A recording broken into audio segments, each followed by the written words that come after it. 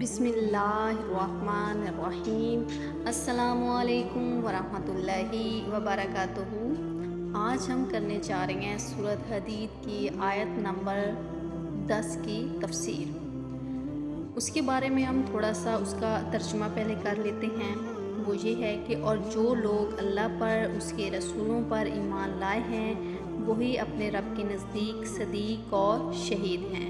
ان کے لیے ان کا اجر اور نور ہے، اور جن لوگوں نے کفر اپنا لیا اور ہماری نشانیوں کو جھٹلایا وہ دوزخی لوگ ہیں۔ دیکھیں، اس کی تفسیر یہ ہے کہ ہم ایمان تو جو ہے نا سب لے کے آتے ہیں۔ ہم نے ایمان رکھا ہوا ہے اللہ پر، اس کے رسولوں پر اور آسمانی کتابوں پر، لیکن ہم سب صدیق نہیں ہیں، کیونکہ صدیق وہ سچ بولنے والا ہے جس سے اپنے سچ کا خود بھی یقین ہو۔ صدیق میں وفاداری، خلوص اور عملی طور پر نیک ہونے کا معنی شامل ہے۔ اسی لیے حضرت ابوبکر رضی اللہ عنہ صدیق تھے۔ وہ نبی کریم صلی اللہ علیہ وآلہ وسلم کے سب سے زیادہ وفادار دوست تھے۔ سبحان اللہ۔ ان کی وفاداری ایسی تھی کہ وہ ہر کام سنت سمجھ کر کرتے تھے۔ اور ہم کیا کر رہے ہیں؟ ہم ویسے تو کہتے ہیں کہ ہمیں اپنے نبی سے بہت محبت ہے، اپنے پیارے نبی سے ہم بہت محبت کرتے ہیں، ان کے لیے جان دینے کے لیے بھی تیار ہیں، لیکن ہم سنت والے جو کام ہوتے ہیں ان کو چھوڑ دیتے ہیں۔ کیا ہے؟ یہ تو سنت ہے، اگر نہیں کریں گے تو کچھ بھی نہیں ہوگا، فرض کر لیتے ہیں، ٹھیک ہے۔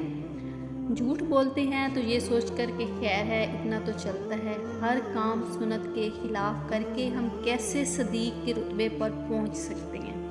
صدیق اور شہید وہ ہیں جو ایمان کی حفاظت کے لیے پریکٹیکل قدم اٹھاتے ہیں، جو ہر موقع پر سچ بولتے ہیں، اللہ اور رسول صلی اللہ علیہ وآلہ وسلم کا حکم مانتے ہیں، جو لوگ حق اور سچ پر ڈٹ جاتے ہیں، اور جو لوگوں کے ڈر سے جھوٹ نہیں بولنے لگتے، اور پھر یہی وہ لوگ ہیں جنہیں اللہ کا نور ملتا ہے، جنہیں اللہ کی محبت ملتی ہے، جن پر اللہ کی رحمت ہوتی ہے۔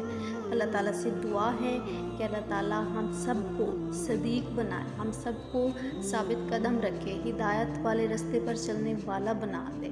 اللہ تعالیٰ سے دعا ہے کہ اللہ تعالیٰ ہم سب کی پریشانیوں کو دور فرمائے، ہم سب کے لیے آسانیاں پیدا فرمائے، ہم سب کو صراط مستقیم پر چلائے۔ آمین ثم آمین۔